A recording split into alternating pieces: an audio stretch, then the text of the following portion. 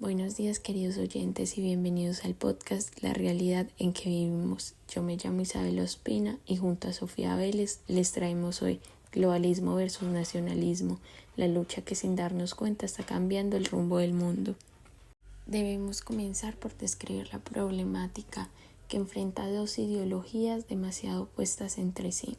El globalismo, que viene con la idea de una gobernanza global, donde priman los foros internacionales por encima de los estados-nación, contra el nacionalismo, que defiende el amor a la patria o la soberanía popular, que quiere una gobernanza local bajo sus sistemas, sus tradiciones culturales y sus valores. Durante el siglo XXI, estos conceptos que creíamos que estaban enterrados en el pasado vuelven a cobrar vida gracias a diversos actores que están a cargo de las potencias económicas mundiales. Por esta razón, este fenómeno que se cree que está tan alejado está muy cercano a la realidad cotidiana, porque, o como decimos en el capítulo, no le prestamos atención aunque puede hacer girar al mundo, porque al final quien gane esta lucha, ya sea el globalismo o el nacionalismo, puede tener el poder de determinar diversos temas que van desde el medio ambiente hasta las políticas económicas y yéndonos ya a situaciones cruciales podrían llegar a estar las políticas de derechos humanos. Es relevante que para darle voz a esta problemática debemos contextualizar acerca de la misma, comenzando con los antecedentes del globalismo. Podemos encontrar que al final de la Segunda Guerra Mundial y de la Guerra Fría se comienzan a crear organizaciones con la intención de garantizar paz y dignidad en el mundo.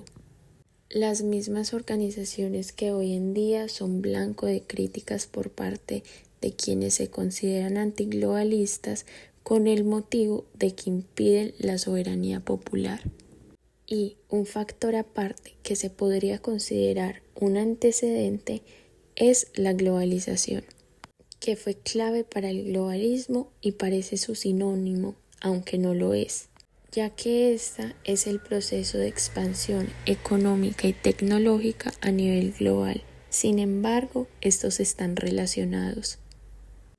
Debido a que la globalización, gracias a que busca una economía neoliberal y busca la divulgación de la información, siempre está en camino hacia la integración social. Y esto, por ejemplo, para el antiglobalismo puede esconder el deseo de impulsar al mismo globalismo que con su gobernanza global genera una conexión entre los países. Siguiendo con el nacionalismo, es posible reconocer que un antecedente clave es la creación de los Estados-nación en 1648 con la Paz de Westfalia. No obstante, es posible afirmar que algunos autores consideran que la nación no antecede al nacionalismo, porque es el nacionalismo el que antecede a la nación. Y aparte, un debate interesante del nacionalismo es que no existe un consenso acerca de qué fue aquello que provocó el origen de esta ideología, ya que por un lado unos afirman que fue la identidad que se da gracias al idioma o a la cultura. Sin embargo, esa postura se desmiente con el hecho de que hay estados que, siendo aún similares, buscan independizarse, como Estados Unidos, que teniendo el mismo idioma y una cultura similar a la de Inglaterra, intentó independizarse. Por esta razón se considera que la etnicidad no es el motivo que creó al nacionalismo.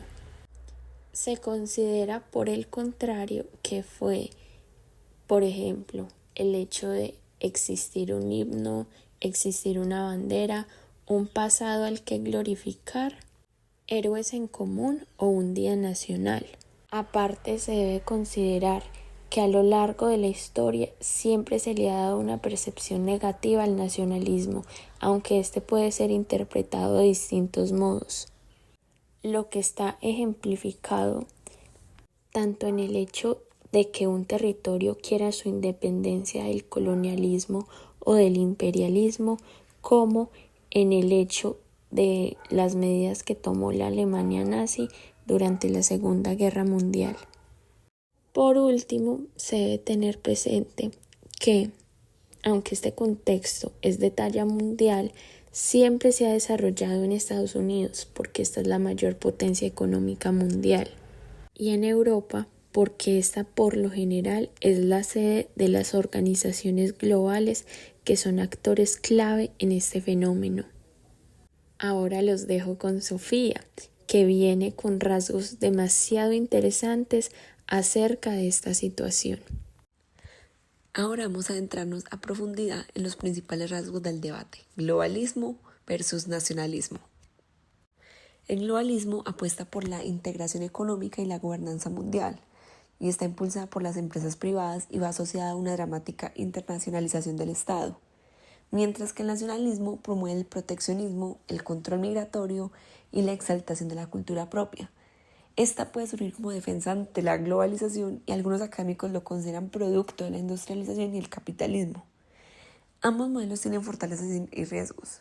El globalismo ha facilitado el progreso tecnológico y económico, pero también ha profundizado desigualdades. El nacionalismo ha reforzado la identidad y la soberanía, pero a veces fomenta discursos excluyentes y xenofóbicos. Podemos evidenciar esto directamente en distintos países del mundo. Por ejemplo, vámonos a Europa, la cual en las últimas 2 décadas ha visto un crecimiento notable de partidos nacionalistas y euroescépticos. Uno de ellos es Francia, el cual con el partido Rassemblement National, liderado por Marine Le Pen, ha impulsado una agenda anti-inmigración, de soberanía nacional y oposición al centralismo de la Unión Europea. O en Italia, con el partido La Liga bajo Matteo Salvini, que ha capitalizado el descontento frente a la inmigración y la política económica de Bruselas. A esto se le añade la sugerencia de que ya no está claro cuáles son los beneficios de estar en la Unión Europea o de trabajar juntos en la Unión. En Latinoamérica, aunque el nacionalismo latinoamericano es distinto al europeo, ha resurgido con discursos de soberanía económica, antiglobalización y defensa de los intereses nacionales frente a los poderes extranjeros. Por ejemplo, vámonos a Brasil, con el expresidente Jair Bolsonaro, que asumió un discurso nacionalista, criticando al multilateralismo ambiental y oponiéndose a las influencias de la ONU. O en la actualidad en Argentina, con el ascenso de Javier Milei, que se ve un nacionalismo económico ultraliberal que, aunque está abierto al comercio, se muestra contrario a la intromisión de los organismos multilaterales como el FMI. Por el contrario, también tenemos los ejemplos de los países que han optado por políticas más ligadas a la globalización, como lo son Alemania, que tradicionalmente ha sido una defensora de la Unión Europea, del libre comercio y de las alianzas multilaterales como la OTAN o la G7, y es de importantes organismos y foros globales y uno de los principales financieros de la ONU y sus programas. O también Canadá, que con Justin Trudeau, el país ha optado con una política exterior abiertamente globalista y promueve la diversidad cultural, el respeto a los derechos humanos, la inmigración controlada pero inclusiva y el multilateralismo ambiental. Este también es un firme defensor del sistema de comercio global y de las instituciones como la ONU y la OMC. Ahora podemos hablar de los actores de poder involucrados que ya hemos ido mencionando anteriormente. El principal son los estados, claramente, como lo mencionamos. Uno también muy importante es Estados Unidos bajo Trump, que promovió el America First, muy en contra del globalismo, mientras que la Unión Europea ha intentado mantener una postura mucho más globalista. También están los organismos multilaterales, como lo son la ONU, la OMC y la FMI, que son pilares del globalismo.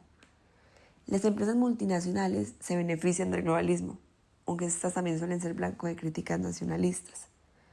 Las ONGs y movimientos sociales, algunos promueven valores cosmopolitas mientras que otros defienden causas locales. Muchas ONGs globales juegan un papel central en la promoción de agendas globalistas, en derechos humanos, medio ambiente, educación, salud, feminismo, los derechos LGBTIQ+. También lo son los medios de comunicación, ya que estos influyen enormemente en la percepción pública de estos temas. Muchos medios de comunicación como la BBC y CNN suelen defender valores cosmopolitas, derechos universales y las interdependencias, mientras que otros promueven narrativas soberanistas, proteccionistas o identitarias. Por último, están las religiones e iglesias, puesto que algunas promueven una ética universalista, mientras que otras se alinean más con valores nacionales. Después de todo lo que hemos expuesto, podemos llegar a distintas conclusiones. La primera es que la tensión entre globalismo y nacionalismo no es solo un debate académico-político, sino que, haciendo referencia al nombre de este capítulo, es una fuerza real que está redibujando las dinámicas del orden global y que por lo tanto nos afecta a todos. Sí, el globalismo ha permitido avances en derechos humanos, cooperación científica, crecimiento económico en diversas regiones, reducción de la pobreza extrema, pero sin embargo su aplicación no ha sido igualitaria. Muchas personas afirman que el globalismo favorece a élites económicas, debilita identidades culturales y genera inseguridades laborales y sociales. Por otro lado, el nacionalismo contemporáneo ofrece una respuesta emocional poderosa, seguridad, pertenencia, control interno, pero su auge también plantea riesgos, cierres económicos, conflictos diplomáticos, políticas antimigrantes, debilitamiento de instituciones multilaterales y el aumento de la polarización ideológica. Así que hoy ninguna postura triunfa de manera absoluta. Vivimos en un mundo que se mueve entre la apertura global y la reafirmación soberana. El gran desafío no será eliminar el globalismo ni erradicar el nacionalismo, sino encontrar un equilibrio, un sistema internacional donde se respeten las identidades y las soberanías, pero al mismo tiempo se reconozca la necesidad ineludible de cooperación global frente a problemas que ningún país puede resolver solo. Comprender esta lucha nos permite entender mejor la realidad en que vivimos y anticipar los futuros posibles de nuestra civilización. Esto fue el podcast La realidad en que vivimos y gracias por escucharnos.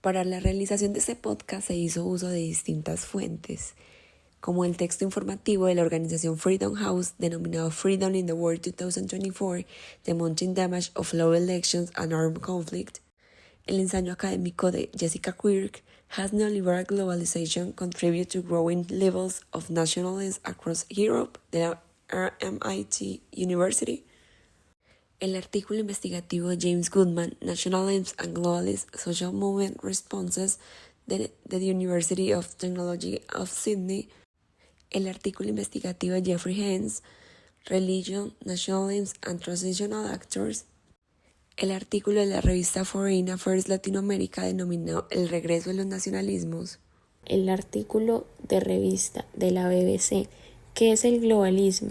La ideología política que según Trump y otros líderes mundiales se opone al amor a la patria. Aparte está el ensayo de Octavio Yanni para la nueva sociedad que se llama La era del globalismo. Está el artículo académico de Luis Ochoa Bilbao y Rogelio Regalado Mojica para la revista de la Universidad Externado de Colombia que se llama El ideal cosmopolita, el nacionalismo y el derecho a la autodeterminación de los pueblos en el sistema internacional contemporáneo. Y por último se encuentra el artículo informativo de Infobae que se llama Nacionalismo y globalización, una danza inesperada de dos fuerzas opuestas. Muchas gracias y nos volvemos a encontrar en un próximo capítulo.